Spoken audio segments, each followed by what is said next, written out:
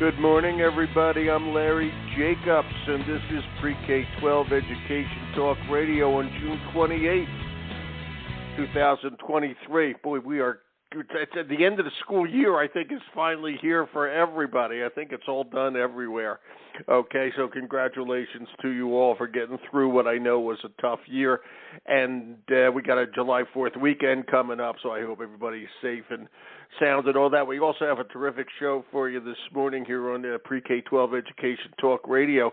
I've got PJ Caposey. PJ, old friend of ours, is the Illinois Superintendent of the Year. He's a finalist for National Superintendency of the Year, okay, and is the Superintendent of Meridian CUSD, okay, and that's a district in Illinois, number 223, best-selling author, national speaker. You probably know PJ. He's brought with him his co-author of a new book. The book is called Cracking the Coaching Code. And they wrote it together, him and my other guest, Dr. Brian Wills, who's a practicing doctor and president, I love this, of the Oregon-Illinois CUSD 220 Board of Education.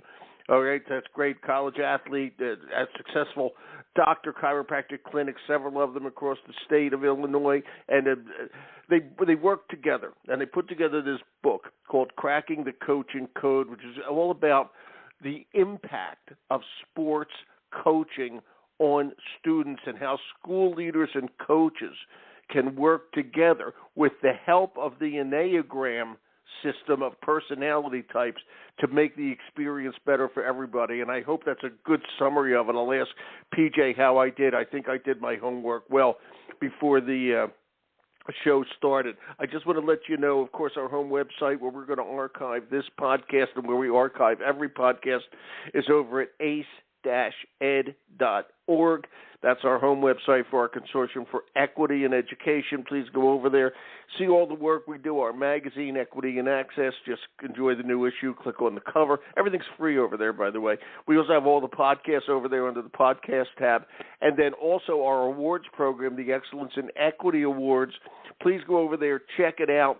All right, we want you to, we have a whole ton of new categories we're going to extend. All right, the educator side of it, okay? But right now we're concentrating on the industry side of it. You can nominate yourself. You can nominate your college. You can nominate your school, the paraprofessionals you work with. You'll see the categories, okay, as well as the companies you work with. There are a lot of them out there that really do a good job, all about equity. So please check it out. Get yourself involved in our Excellence in Equity program over at ace-ed.org. And as I was saying, everything free. It's free over there, especially for pre-K-12 educators whom we love. And on that note, PJ Caposey. Good morning, PJ. It's Larry here. Larry, how you doing, my friend? I'm good, man. How are you doing? How's the smoke? You're in Illinois. Brian, I'll get you in a second. PJ, how's the smoke? I know it was bad yesterday.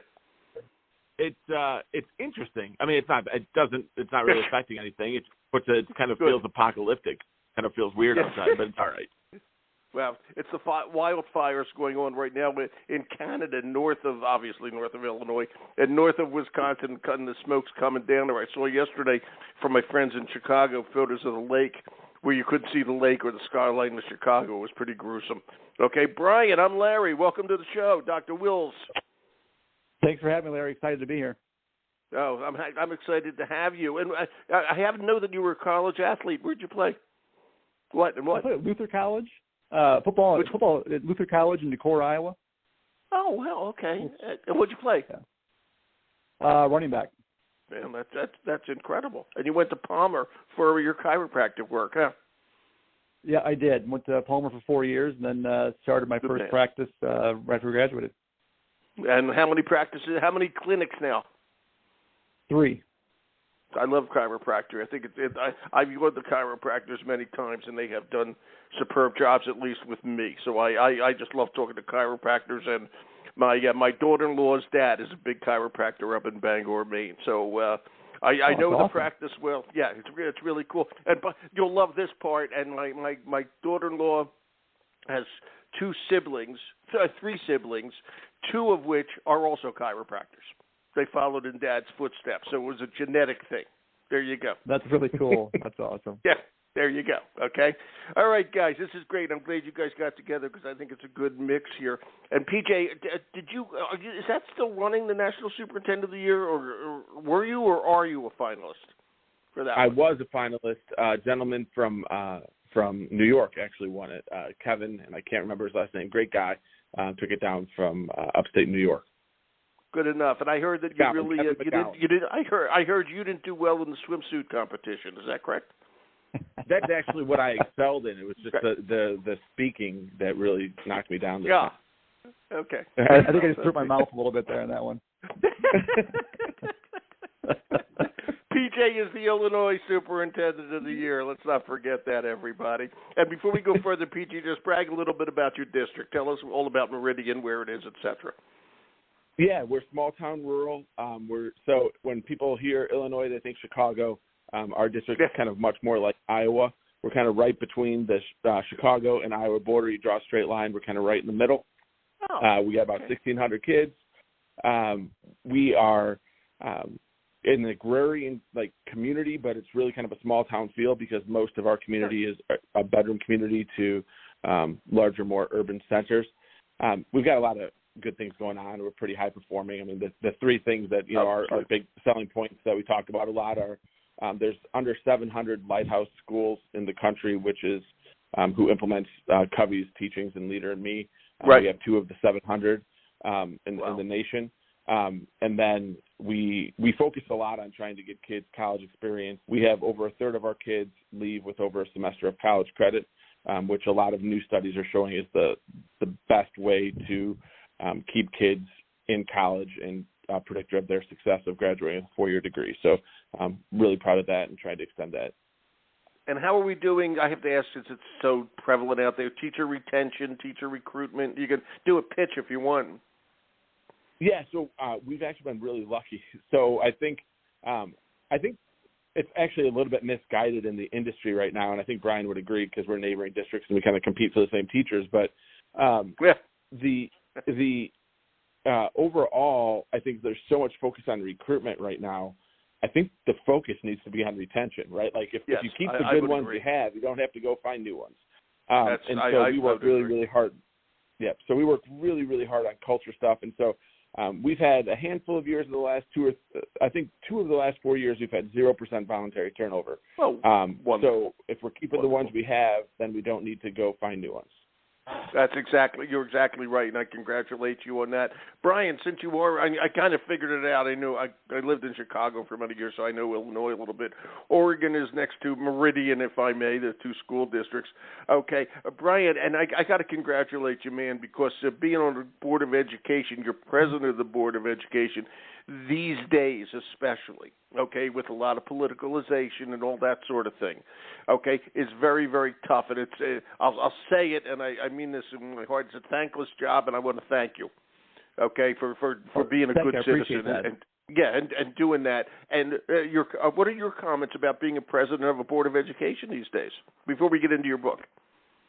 Well, again, just almost echoing what PJ said, our districts are very, very similar size, similar things. Actually, PJ is going to be the superintendent of our district here next year. We had just hired him, kind of stolen him away there.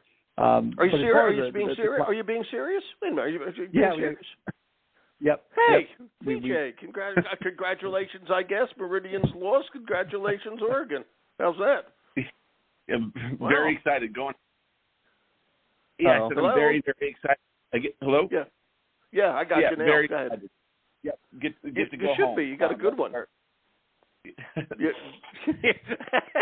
That is really super. You guys be able to work together even more on a regular daily basis. Are you going to stay on as president of the school board? As long as they'll have me, I'll stay on. So I really enjoyed the job. Our community's been great. I mean, we have not had to deal with a lot of, kind of what you see some of the bigger districts nationally have kind of been going through. We've built a very good relationship, not only with the teachers and the support staff at our school, but also with our community. So our community has been very supportive. You always get a few outliers here or there where people kind of come after us a little bit, but it's been pretty tamped down compared to what other districts have had to go through. And you can't believe what's going on. Well, you can believe it. Oh, yeah. It's really rough for some districts out there. And congratulations, and I hope that continues. Okay, and I do want a nice balance. Let me just make this point. I do want a nice balance in education. Okay, but I don't want a politicalization. We have to leave education to education professionals with the help of the community, not the demands of the community. That's the way I look at it. And PJ, best of luck to you in the new position. That is very, very nice. Congratulations. Are you there? Thank you. Very. Oh, you're welcome. Yeah, you're welcome, my friend. Okay. Good job, guys. Thank you for that intro. And I'm going to start with PJ here. PJ, this book, Cracking the Coaching Code, which I have it linked here to Amazon, but you can get it at several places. People are looking at it on screen as they listen. Okay? And the book, here's the way I kind of wrote it up here. It's a book to maximize performance for school leaders and sports coaches working with kids, and where they have a tremendous impact on student wellness, engagement, and academics. Okay, and it uses the, quote, Enneagram type of personality test to kind of help people along and be self-aware of what they're doing. I want you to just talk about this because most of the education books are about classrooms, okay, and how to improve, quote, the academic or the wellness experience for kids academically. Okay, this one has focus. This is very, very good. This focuses on coaching, and these coaches have a tremendous impact. PJ, talk about what you were doing here, and you might need to want to explain that Enneagram, okay, and just talk all about it. Go for it, my friend. You start. PJ. Absolutely. So I think there's this, we all kind of cognitively know that coaches have this massive impact on kids, whether it was our own experience as an athlete or whether it be in the band or the play or whatever it is, whether it be a coach or an advisor. We all know this disproportionate impact coaches have. I mean, all you have to do is sit around and have a couple beers with, old buddies, and that's typically who you talk about. And we started doing exit interviews with each of our seniors. So I meet with each of our seniors and ask them who had the greatest impact on you and why in our schools, and it's disproportionately coaches. Wow. And as I sat back and started having, a cocktail with Brian and just talking about it, as school leaders in two different districts, we looked and essentially all we do for our coaches is hey, you passed the background check, here's $3,200, go change this kid's life, right? We do nothing for them in terms of training or development. So as we started to look at the market, there really isn't a ton out there. There's a couple of national organizations. There's really no books. There's really nobody talking about it. And so it feels like there's this huge, in two ways. One, from the actual practical doing the work sense, hey, we need to do better, right? We can send coaches to a clinic to go get X's and O stuff, but we don't really do anything about relationships, culture building, leadership. We don't do much at training that way. And if there's that type of gap in what's actually happening in the practice, from the business side, there's also a market gap, right? And so in thinking about that, we said, okay, let's figure out what differentiates the amazing coaches we've had in our lives, the amazing coaches we've had in our districts from the others. Because and I have to ask you this: when the kids said that there was a great impact from the coaches. Okay, and Brian, feel free to jump in whenever you want. I'll get you in a second. Okay, I'm curious, was the impact positive or negative? We asked that exactly thinking it's going to be positive, but the coach was an a-hole, so to speak. Okay, is going to come out from some of the kids if you really get down to it. Okay, 1,000%. Yeah, exactly. What happened? How'd they come out? I mean, I think what we found is that a lot of people enter into, and we're in an interesting environment because we're a small town, right? So there's not a lot of sports that have to cut, right? Normally you go out, you get to play, you get the experience, which is different from kind of large urban or large suburban. But regardless of that fact, we have a lot of people that enter high school. For instance, my kid's a basketball player, so I'll use basketball as an example, absolutely in love with basketball, and by the time they graduate, they hate it. And that's just, we shouldn't be okay with that, right? Wow. It'd be the same if we knew a kid entered high school loving history and hates social science by the end of their 4 years. we wouldn't be okay with that. And so, boy, that's a great point. That's a great point. We had to do something different. And so that this is our attempt, right? Like we're going to try to help and change the game a little bit and provide some support for coaches. And as we started thinking about like what could we do to build a structure or framework, what's been really foundational for both Brian and I in our leadership, and I would say not only our leadership, our self-awareness, our relationships, personal, private, all of them has been Enneagram. It's been an amazing tool for me to look inward and to figure out, peel some of the layers back of this onion. Not all of them were pretty, brother, but to try to figure out a little bit of what was going on. And as we started to kind of put pen to paper and peel it out, I think we created something that's pretty cool and really different, and that I think can help a lot of coaches. It's not going to help a lot of coaches. It's going to help a lot of kids. It's going to help a lot of school leaders.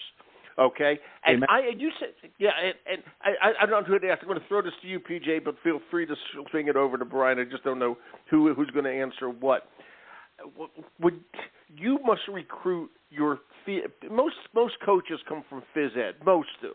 Okay, and what I'm hearing is that they're not really taught well how to coach in terms of their impact, their psychological impact on kids.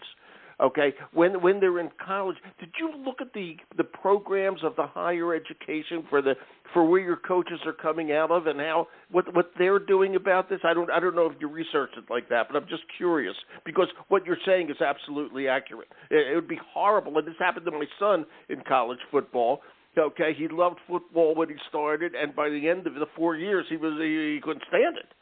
Okay, it was just terrible. He disliked the coach immensely. All right. And I don't even say where he played, but my point is, okay, you're absolutely right. Your words echoed my own son's thoughts. All right, and I'm curious. Okay, how did you research the educational impact of it? If I'm asking that question right, feel free to throw it over to Brian if you want, Dr. Wills if you want, PJ. Yeah. I would just say that there is nothing, right? Like so, each state has a certification that you have to pass to become a coach. And it's a one-day online 4 to 6 hour thing in Illinois, and it basically is, don't harm. It's like new school, like hey, kids deserve water, right? Like at practice. Oh, they do. Like, I didn't know that. It's there not you like go. old school stuff like that. Like, there's nothing about hey, like you can psychologically harm a kid for life based on the things you say. Which, and the interesting thing is like there's a teacher shortage and there's an administrator shortage, and we know that. There's a dramatic coaching shortage as well because I didn't know when you break it down per hour, they might be the lowest paid people. I mean, they're making less than minimum wage. So we are not compensating at a level to attract people. So it's really kind of a labor of love for many of the people. So what we get is, again, like I will use my dad as an example. My dad was a factory worker who coached, right? So and he was just a well-intentioned, thoughtful man who loved baseball.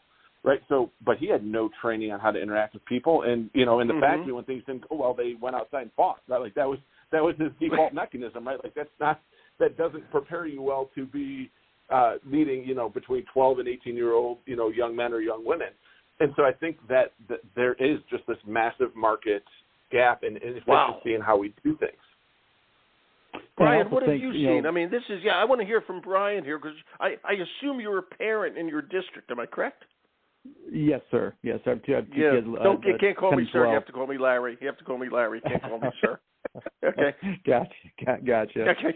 But PJ hit the nail on the head there. That we have such a shortage of coaches now that a lot of our coaches that we're getting aren't even teachers in the district. They're not even having the education to begin with, and like PJ said, we're just bringing them in because they passed the background check and just turning them loose.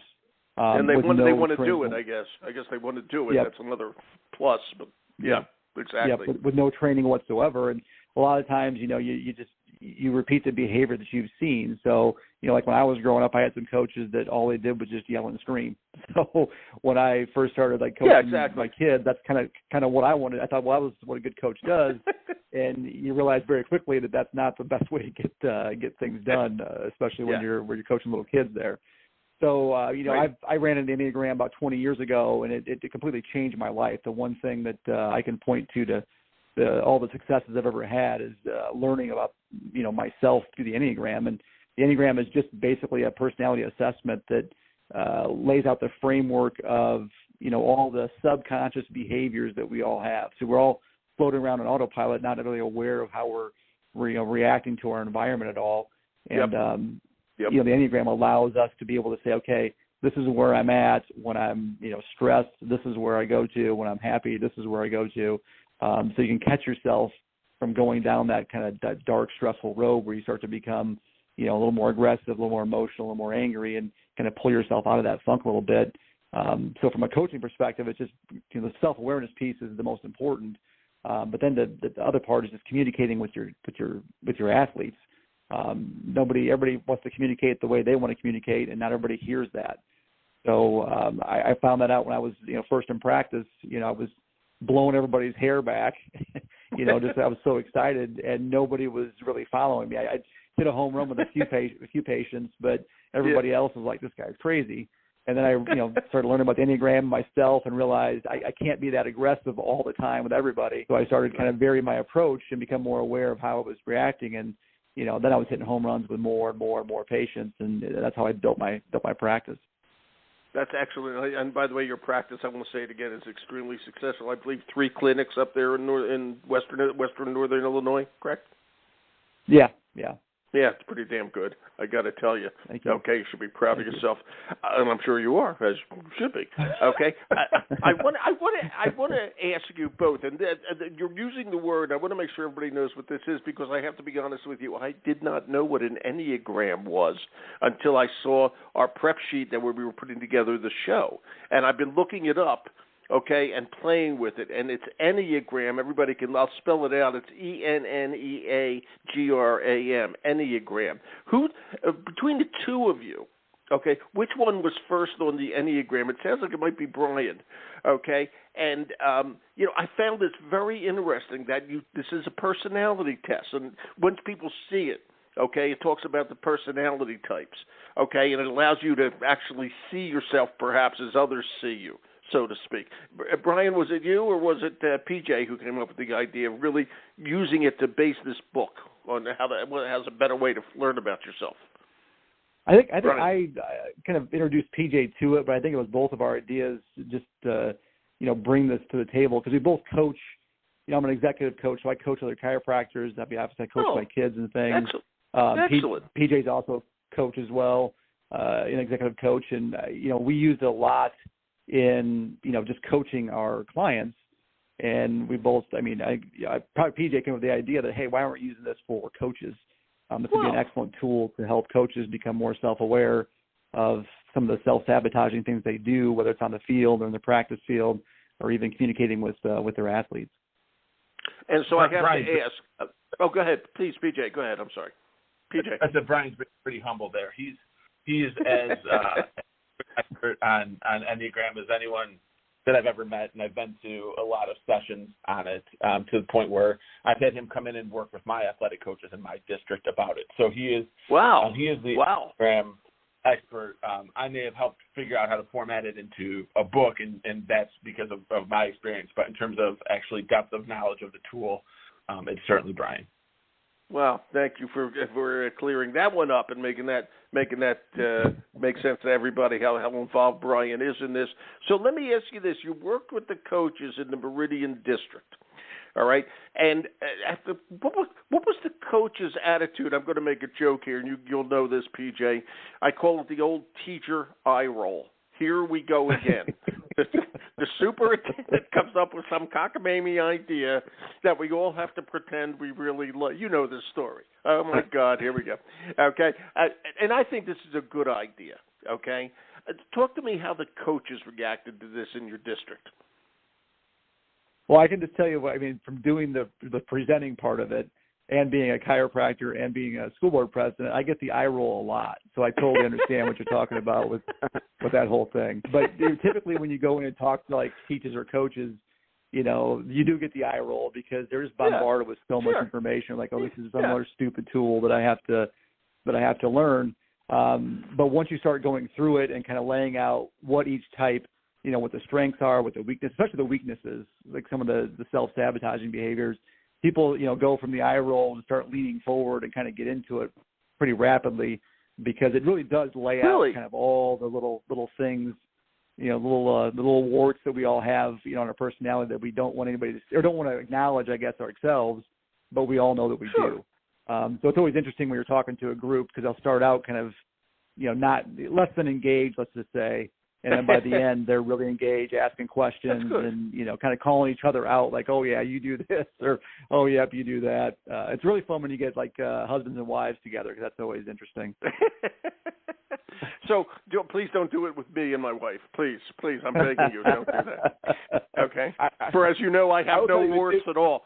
Yeah, I have no warts at all. I don't want her to know I have any warts. Okay. So, PJ, did you do it with your coaches? That was Brian a minute ago, right? Yeah. So I actually had PJ. Brian What about yours? Yeah. So I had him come in and do the work with my coaches. So I am of the. It's interesting because I go present and I speak on Enneagram now as well, but. As educators know, sometimes it's easier to hear the message from somebody different. It is. So Brian's actually been the person who's come in and worked with my teacher. So the way Enneagram actually got introduced to my district is kind of interesting. So I introduced it about 10 years ago to our leadership team, like our cabinet level, and it was a lot of eye rolls and it's like 0.0 traction. And so I just let it be at the time, right? Because it's pretty intrusive. A personality profile, it's not like a new technique to use in the classroom. This is about looking in. So if people aren't ready to look in and be a little bit vulnerable, it's not going to happen. So I just let it be. About 2 years later, one of my principal's sons came home, and they were using it at his university. And he came home on fire about it, so we reintroduced it, and it took off. Same exact person presenting it, but 2 years later, it was kind of fertile soil, and it went.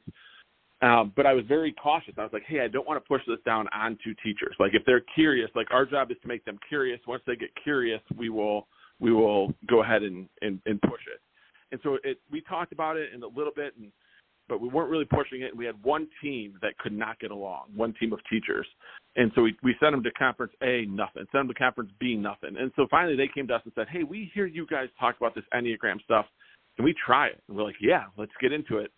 And they took it, and then they kind of figured out a language on how they could communicate, and they moved past their conflict. And then once that happened, everyone was interested. And so, like, Brian has worked with different groups of our teachers, and I would say depending on which building and which level of exposure they've had, some are leaning forward right away, right? They want it right away. And then others are a little bit more resistant, which I think is like literally any professional development we do, right? But this is different because it's not about doing action. It's about looking inward first, right? It's the old Covey inward victory before external victory. And some people just are either unwilling to do that at all, or are certainly unwilling to do that in a conference or professional development setting. So I think it's really interesting as we go through it, right? Because a lot of times, at least my experiences, and I think Brian would echo this, there's somebody sitting in the back of the room with their arms crossed and like, I never got him, right? And then that's the person who emails you afterwards. Like, they just didn't want to show that they were in their head thinking about things. And so it's a really interesting thing. And like, I think the eye roll is almost amplified because you do personality profile, people are like, oh, this is pop psychology. It's Myers-Briggs, it's this, it's that, because they've all been exposed to it. I will just say for myself, I've taken all of those profiles, Enneagram, none of those were a game changer. All of those were interesting to me. None of them were a game changer. Enneagram sincerely changed the trajectory of my career. You brought up your wife before. It changed my wife and I's relationship dramatically, and all for the better. Listen, that's a very nice thing to say, by the way, at the end there. Okay, it's really important. So let me ask, what I have to ask this: what was the result of all this? Okay, were the results as you expected? Okay, did they continue with the insightful things that they learned? What you learn, Brian? What happened with all the people afterwards as you went through this? What happened was people just became more aware of kind of what they were doing. Like, it was funny that the stories that people would start telling, like, oh yeah, we were talking about a certain Enneagram type, maybe unable to make a decision, And then by the end, they were saying people would be like, "Oh yeah, that's me. That's exactly me. I have a hard time making decisions." Or, when the game gets on the line, I kind of freeze instead of acting. So it really just opens people up. And once you start getting one person to open up, and then obviously the floodgates open, and then everybody else gets going. And it just brings them to a different level of awareness of some of the things that are holding a coach back or a teacher back, or whatever it is, or some of the self-sabotaging behavior that limits your potential. And especially for coaches, if you can get yourself under control, lead yourself first, it's much easier to lead everybody else. If you can't lead yourself, then you have a hard time leading others. That's a great point. That's a great point. And, it just goes back to what we said. Most of the coaches are untaught in coaching, okay? That it's maybe a course, the psychology of coaching or whatever the heck they call it, okay? Okay, but who knows, okay? But once you get in and doing it, and years later, you don't remember that stuff, okay? Your personality begins to take over, all right? And that's why this is so important, because the impact, and especially in these days, and you both know, like with social emotional learning, you want kids engaged, okay? You want them happy. You want them mindful of what they're doing. It's the age we live in. Kids are under a tough time right now, coming off the pandemic, etc. All right, we all know what's going on out there. All right, and your districts, believe me, are no different. I don't know your districts over there, no different than every other district. All right, and the coaches really matter. And for too long, it's really been ignored. Okay, so where are you going with this? Do you want to start doing professional development across the country? I mean, you got the book, which is fabulous. Congratulations, guys. But you are using it, and PJ, especially you do this. You're a speaker, okay? You're an author, okay? Where do you want this to go? This is really an important thing in this day and age. Yeah, I think that's the goal. And it's interesting because, anyone that's written a book knows that part of the end part of writing a book is then you send out a 90% completed draft, and you send it out to people looking for testimonials, right? And that usually tells you right away whether you've got a good book or not, right? Because you send it to some big swings. You take the big swings, and if the people don't respond, you're like, maybe it's not that great, right? And this has been really interesting, right? Like, we've sent it to USA Baseball, and they've been when I'm talking about USA Baseball, like the Olympics, right? Like, and they're fully in. We've got multiple Hall of Fame coaches. They're like, man, I wish we had a tool like this. So for us, like, when we wrote it, I think we were thinking K-12 a lot.